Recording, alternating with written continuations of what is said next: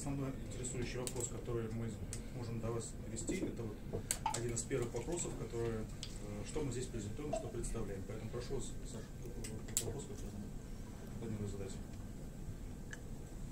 Кто задает? Скажите, пожалуйста, я начну с вопроса довольно общего. Вроде бы ответ лежит на поверхности, но тем не менее. Как вы считаете, в современном мире есть ли реальные конкуренты российской бронетанковой техники? So the question is, so this question might seem superficial, but anyway, I would like to ask it. What do you think? Are there any real competitors, rivals to Russian armored vehicles in the world nowadays? Ну, первое, хочется всех поприветствовать. Добрый день, уважаемые коллеги. First of all, I'd like to greet all of you. Good day, dear colleagues. Такой вопрос, наверное, находясь в шале Уралвагонзавода, вполне правомерен. So you are in the pavilion of the Uralvagonzavod, and your question is rightful. Я, наверное, пользуясь случаем, все-таки остановлюсь на том, что в прошлом году отечественному танкостроению исполнилось 100 лет. Мы это отметили. First of all, I'd like to know that last year it was an anniversary of our Russian tank building industry, 100-year anniversary, and we celebrated it. В этом году, вот буквально в следующем месяце, мы будем отмечать уже 85 лет Уралвагонзавода. Now, in the next month, we will celebrate the 85th anniversary of our enterprise, Uralvagonzavod. Причем при всех внешних вызовах, которые сегодня существуют, я имею в виду прежде всего ковид и все ограничения, которые с этим связаны, нам это не помешало доблестно отметить наш юбилей в прошлом году, и мы готовимся торжественно отметить это событие в этом году на Уралвагонзаводе в Нижнем Тагиле. And in spite of all the challenges in the world now, like COVID and others, we were able to celebrate our 100th anniversary last year, and also we are going to arrange a solemn celebration of our next anniversary in Nizhny Tagil this year. Ну, что касается непосредственно вашего вопроса, то здесь я могу высказать, наверное, прежде всего свое мнение по данной тематике. So what concerns your question, I can express my own opinion relating to this. С времен советского периода и уже постсоветского пространства надо отметить, что Министерство обороны Российской Федерации и промышленность в целом никогда не останавливало работу, связанную с модернизацией, как это, собственно говоря, шло во всем мире, с одной стороны, а с другой стороны поиска новых, то есть решений, конструкторских, технологических решений по созданию новых образцов вооружения и военной техники, ну и в данном случае, безусловно, бронетанковой техники. So since the Soviet times and also in the post-Soviet period, our Ministry of Defense has never stopped developing R&D operations, developing the new samples of equipment at large, and especially the tanks, as actually it was happening all over the world. Ну, безусловно, если возвращаться к истории, а к ней в любом случае нужно вернуться, я считаю, то Россия была не первая страна, в которой начали производить танки. So we need to go back in times. Historically, Russia was not the first country to start producing tanks. При этом, при всем, при начале уже фактически событий, связанных с началом Второй мировой войны, Великой Отечественной войны, советская промышленность уже обладала современными танками, современной бронетанковой техникой, легкими, средними, тяжелыми, которые по своим характеристикам, по своим возможностям техническим не уступали, а в некоторых случаях и были лучше зарубежных образцов. Nevertheless, already at the time of the Second World War and Great Patriotic War, the Soviet industry was capable of producing light, middle, and heavy tanks, which was not inferior, and in many ways they were superior to the armored vehicles of other countries. Безусловно, военные вызовы значит, требовали повышения и могущества, и других характеристик, что, собственно говоря, происходило со стороны нападающей стороны, так и защищающей. Поэтому процесс развития в те периоды был очень динамичный, быстрый и очень эффективный.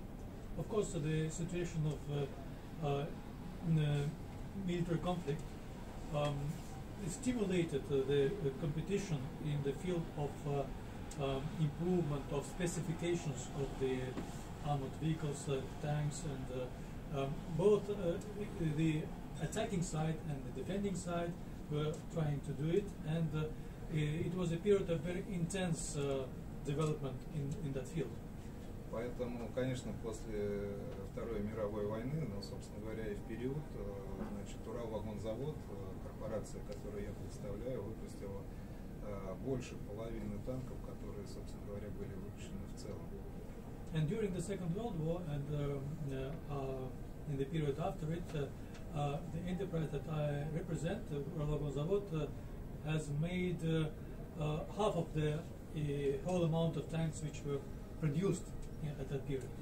При этом мы понимаем, мы все очень здравые люди, что количество не всегда говорит о качестве, поэтому это была характеристика, дающая точно совершенно превосходство над противником, и это было доказано в ходе определенных войсковых операций. Вы знаете прекрасно, вот в 1943 году это и Курская дуга, и другие события, они подтвердили мощь и эффективность советского танкостроения. Having said that, the amount doesn't mean the superior quality, and we have witnessed the superiority of our tanks during such battles like as Kursk battle and other battles of the Second World War, where our tanks confirmed to be superior to the enemy's tanks. Ну, в силу того, что вы представляете разные страны, разные информационные агентства, безусловно, было бы неправильно не отметить, что в тот период, в общем-то, у нас была и помощь со стороны наших союзников, и мы получали в том числе и бронетанковую технику. Поэтому мы ее хорошо знали, мы понимали возможности ее, ну и, собственно говоря, это, наверное, тоже позволило нам учесть в дальнейшем понимании перспективы развития данного направления. Of course, you represent the different countries here, and it would be wrong not to notice that we're receiving a lot of armored vehicles from our allies. That's why it was possible for us to study their specifications, and therefore we were able to understand the prospects, the tendencies of development in that field, and it allowed us to improve our equipment accordingly. Ну, чтобы долго не рассказывать и сконцентрироваться все-таки ближе к сегодняшнему дню, единственное, что хотел бы еще добавить, то, что, ну, два аспекта. Первый аспект, немногие страны, я скажу, единицы стран, которые обладают сегодня компетенциями, имеющими на вооружении танки с газотурбинными двигателями и двигателями, которые стоят сегодня на танках Т-72, Т-90. Well, not going too much back into history, I'd like to return to our time and notice that in the world today there are few countries who are capable of producing such tanks as T-72 and T-90, which employ the gas turbine engines. Поэтому, если говорить, фактически в советский период было две базовых машины, я имею в виду прежде всего танки, и на их базе построены иные образцы вооружений, в том числе инженерного характера. Это танк Т-72 и танк Т-80. So in the Soviet era, we had mainly two tanks, T-72 and T-80, and they were used as a basis for further modifications and improvements and creation of various equipment as well. Ну, собственно говоря, мы шли по тому же пути, как и многие страны, будь то Англия, будь то Германия, будь то Франция, Израиль, можно и Америку говорить, Соединенные Штаты Америки, по модернизации. И модернизация сегодня танка Т-72 и Т-80, она четко представлена и на выставке, и имеет достаточно серьезный, я считаю, и экспортный потенциал, и, безусловно, наши военные заказывают у нас эту продукцию. And we use the same trend for improvement of our main vehicles, the main tanks like T-72 AT, like other countries like England or Germany or France or Israel or America. And we mainly we are trying to modernize them. And what we have are the samples that we are presenting now at our exhibition. I think they are very competitive. They are very fit to be exported to other countries, and they have the very competitive characteristics. Мы, безусловно, на этой базе сделали много достаточно серьезных образцов вооружения.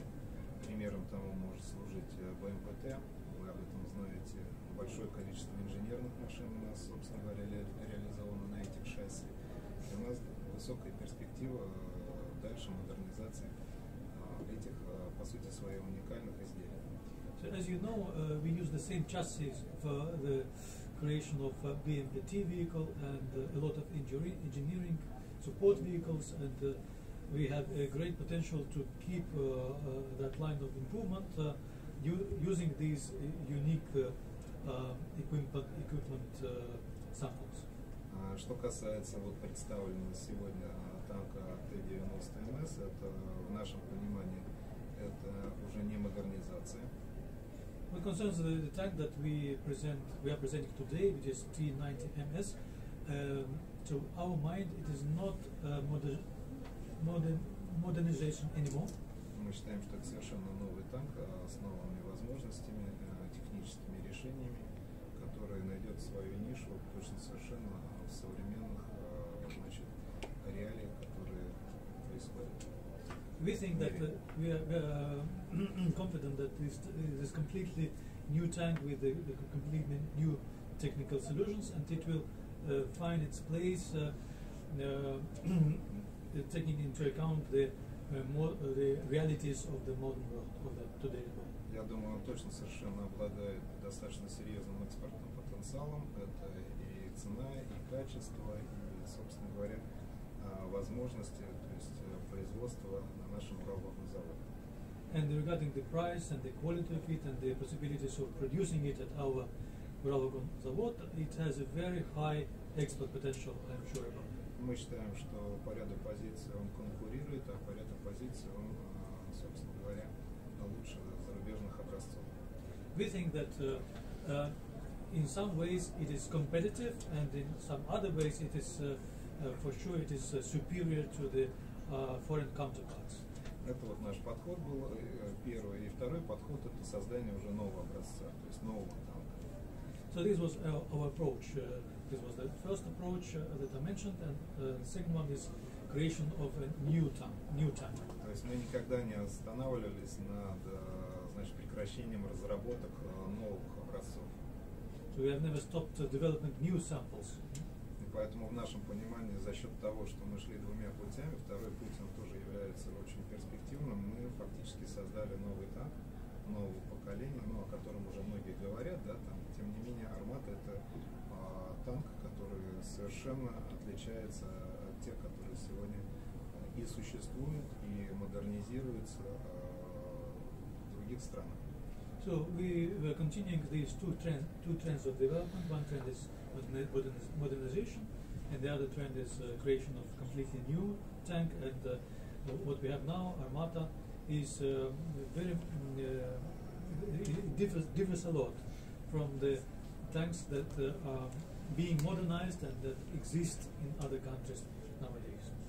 При этом, если следовать вообще опыту советской и постсоветской уже школы танкостроения, мы примерно закладывали один из таких подходов, который сегодня присутствует в Армате. And considering the tendencies of tank building industry during the Soviet time and post-Soviet times, we took into account the same the existing technologies for creation of a new tank, which we gave this name Armata. Ну, что имеется в виду? Когда мы говорим о базовом танке Т-72, то увидите, какой у него потенциал модернизации. What I mean, when you look at the existing T-72 tank, you can see the potential of modernization. Точно такую же логику мы закладывали в создание танка Армата, платформы Армата, которую мы считаем надо будет развивать. И, собственно говоря, у нее очень большая перспектива, не на 1 десяток лет. And Это база. The same logic we used when we were creating this tank Armata. We are sure that this platform is capable of being improved and developed a lot for many decades in future. Более того, могу немножечко вам приоткрыть, что мы сегодня уже Армату смотрим уже совершенно другими глазами и видим ее уже новый потенциал с новыми требованиями, ну, в том числе вот неоднократно это уже обсуждалось в прессе, вы, наверное, тоже и читали, и сами публиковали, связанные с искусственным интеллектом, с такими направлениями, которые, собственно говоря, могут быть и будут реализованы на этой платформе. And I will reveal it to you that now we are looking at Armata with new eyes on the basis of various informations that are being published in press, and you are aware about them. That they are connected with artificial intellect, and this platform of Armata can be used for this direction of development very well. Было бы, наверное, с моей стороны некорректно, если бы я не сказал, что мы не следим за теми, значит, наработками, направлениями, которые идут в мире по бронетанковой технике наших союзников. It would be incorrect if I wouldn't have said that we are not following the development tendencies in the field of armored vehicles regarding our allies in the world. Конечно, мы за этим внимательно следим, мы это внимательно изучаем, и, безусловно, мы это учитываем в своей работе. Of course, we pay very much attention to it, and we take it into account in our work. Ну, в заключение, отвечая на ваш вопрос, я считаю все-таки, что подобных на сегодняшний день образцов вооружений, которые бы могли бы в этом смысле конкурентны с точки зрения не только технических возможностей, но и помимо технических еще и ценовых и прочих, сегодня просто в мире пока нет.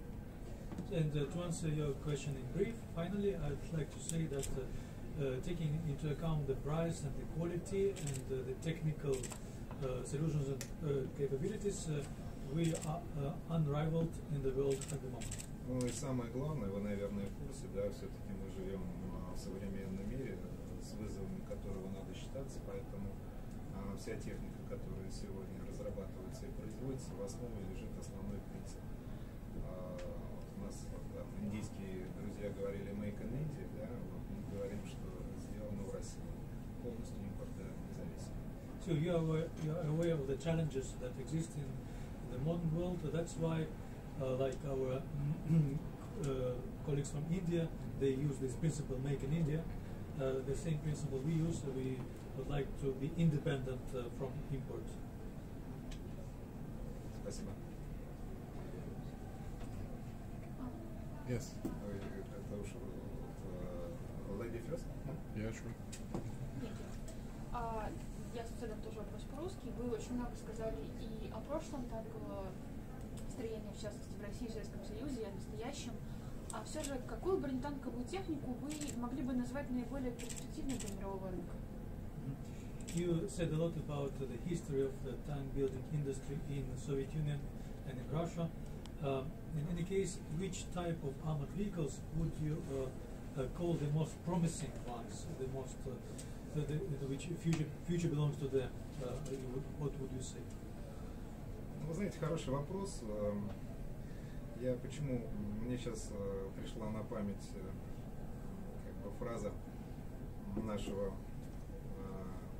академика, который, к сожалению, ушел из жизни. Он руководил много-много десятков лет конструкторским бюро приборостроения. Вот оно здесь находится по соседству, Аркадий Георгиевич Шипунов.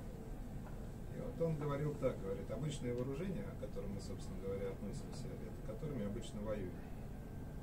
It's a good question, and it came to my mind that our academic, which unfortunately passed away, his name is Shipunov, and he was the head of design bureau of device construction, and it was situated just next to us. And he used to say that the ordinary weapons, and ordinary weapons, it's what we produce. Ordinary weapons mean the weapons that are used for ordinary wars, ordinary warfare. Ну, так я просто, чтобы, если не знаете, Шипунов это тот, который создал панцирь, ну, как корнет, панцирь и другие образцы вооружений, ну, просто чтобы понять. So just for information, Shipunov is the person who created Panzer and Cornet and other types of weapons. Поэтому у нас, по сути, свои два направления, опять же, я их, наверное, повторю. Мы поставили в советский и постсоветский период достаточно большое количество бронетанковой техники, и первое, что мы предлагаем модернизацию. That's why I'd like to repeat the two trends that we keep developing. Like one trend is that we have delivered a big amount of tanks during the Soviet period, and this trend is a trend of modernization of them. Второе направление – это направление прямой поставки той техники, которая сегодня в том числе поставляется и в интересах Министерства обороны Российской Федерации. The second direction is the direct supplies, including the supplies in the interests of the Ministry of Defense of Russian Federation.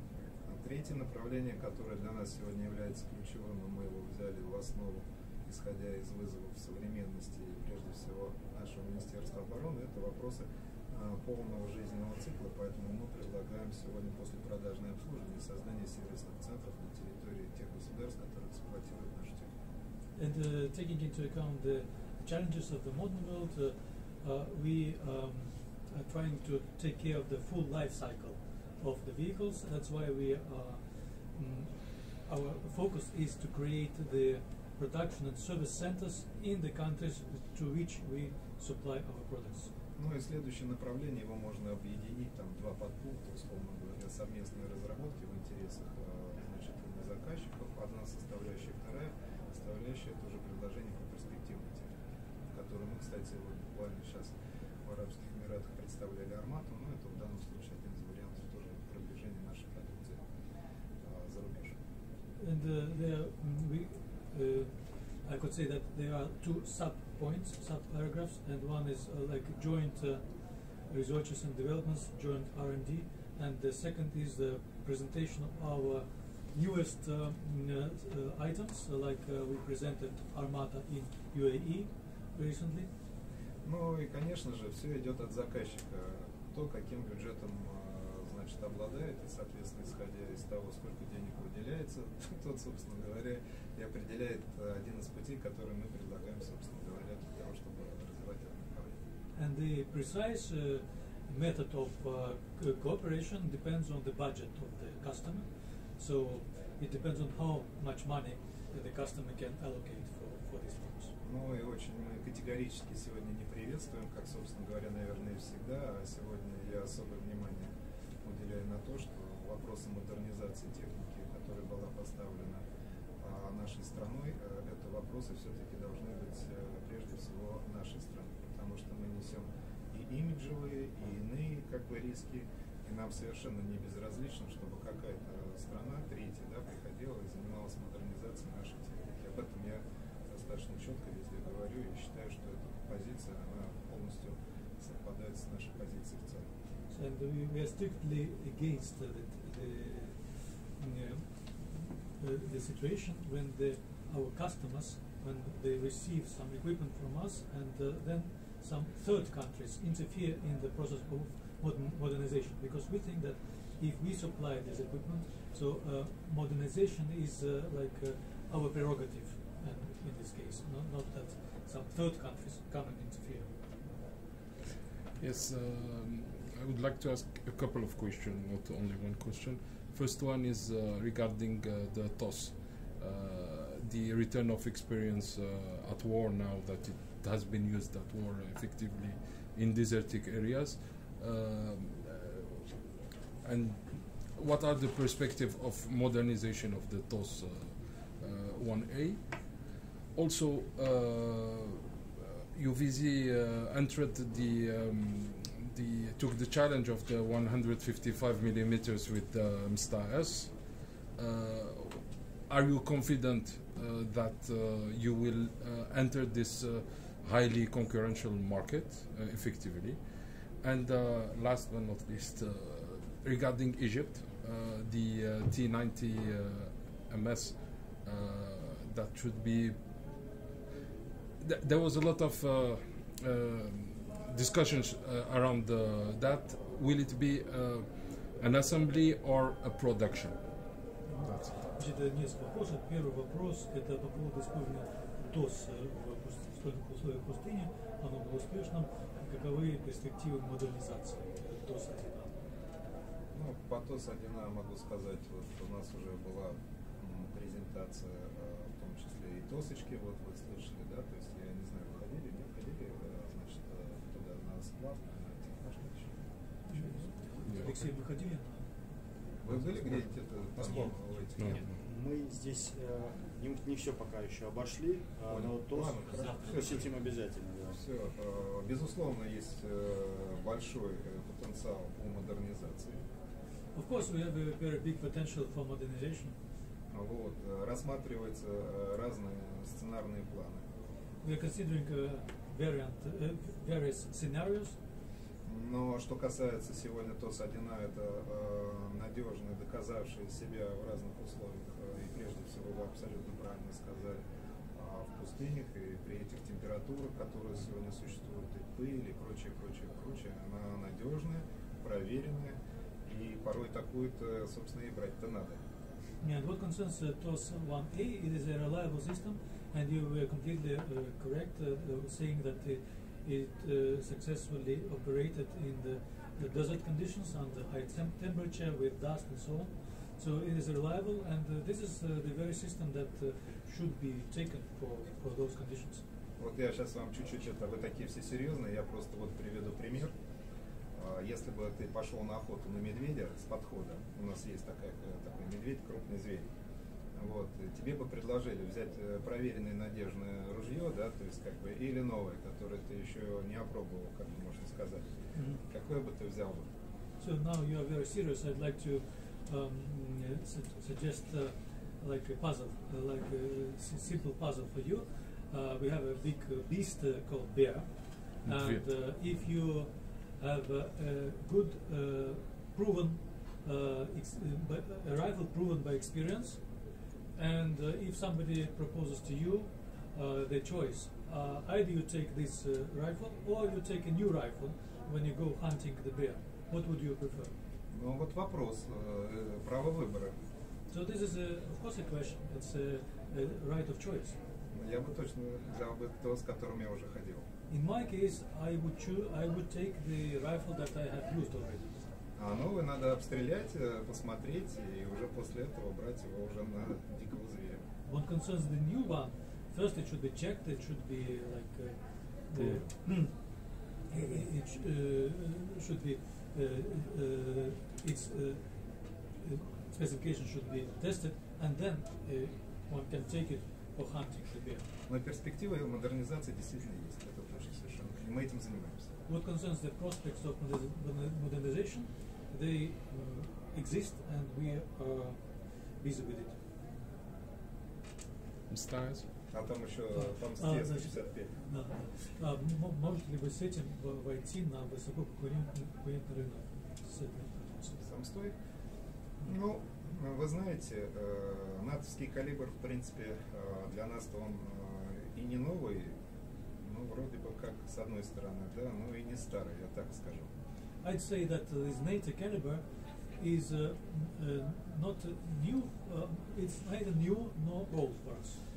Дело в том, что мы, конечно, расширяем нашу линейку продуктовую, и, конечно, есть страны, которые бы, наверное, цена-качество заинтересовали предложение по модернизации МСТ в калибре 155 мм. Of course, we are expanding our line of products, and there are certain countries which would be interested in this item on the basis of price and quality proportion. Мы это уже сделали, то есть мы уже приглашали иностранные делегации, мы делали уже показательные выстрелы, результаты многих очень удовлетворили. We have already invited foreign delegations, and we have test firings we have conducted, and they were very much satisfied with the results. И мне кажется, что те страны, ну прежде всего те, которые имеют компетенцию производства боеприпасов самостоятельно, в том числе в калибре 155, им бы это представляло определенный интерес с одной стороны. И с другой стороны, те страны, которые гарантированно закупают сегодня в калибре 155 боеприпасы, это возможность, по сути, унификации боеприпасов того калибра, да, для того, чтобы использовать в том числе и ту технику, которую мы разработали, произвели, которая устраивает по характеристикам, которые необходимы той или иной армии. And I think that the countries who are capable of producing the ammunition of this caliber themselves, they would be interested in our products, and also the countries who have guaranteed supplies of this ammunition, and then they could combine, they could use this ammunition that they already are getting for our equipment as well. Египет. По поводу Египта, там, значит, много есть обсуждений по поводу, это будет Т-90 МС, это будет производство или нет? Но я бы туда бы не побежал бы. Я одно могу сказать точно совершенно, что у египетской армии достаточно большое количество бронетанковой техники, и не только советского производства, я это очень хорошо знаю, но как, собственно говоря, наверное, и все присутствующие. So I not run in that direction because Egyptian army has a lot of armored vehicles, not only of Soviet production, and I think you know it well too. Я думаю, что это будет зависеть прежде всего от решения Министерства обороны Египта. I think first of all it will depend on the decision of the Ministry of Defense of Egypt. Мы, безусловно, готовы сделать коммерческое предложение по танку Т-90 МС. On our side, of course, we are ready to make a commercial proposal regarding this tank. Потому что это качественно другой уровень, с которого можно стартовать на другой период времени, там 10, 20, 30 лет. Мне кажется, это было бы правильнее и разумнее. Because this is the just other level of quality, which could be like a starting ground for the next 10 or 20 years, and I think it would be reasonable.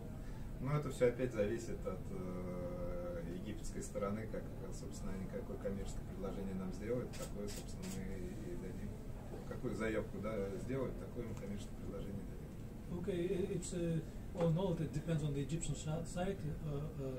What request for proposal they will send us, the same proposal we'll make. Заводы я их видел, все проехал, посмотрел. I have seen their factories, I have visited all of them and seen them. Есть над чем работать, есть перспектива. They have their prospects and they have the basis for future, to continue the work. From Egypt. Which of the world's manufacturers do you consider as your competitors? In Egypt? Yes, I'm from Egypt. You mean competitors inside Egypt? No, outside. World. Okay, in the world. Okay, по поводу Египта. Кого вы для поставок в Египте считали бы своими конкурентами? У меня еще осталось 5 минут. Просто мне сейчас надо идти. Да, коллеги, у нас просто исключительно. Не, я почему? Конкуренты, весь мир, который готов представить продукцию по цене и по качеству того, что мы можем предложить им. So the competitors are the whole world, the countries which are able to propose the products which are comparable by their price and quality to our products. Их не так много, но они все известны. There are not so many, but and all of them are known. Мы их все знаем. We know Вместе с вами.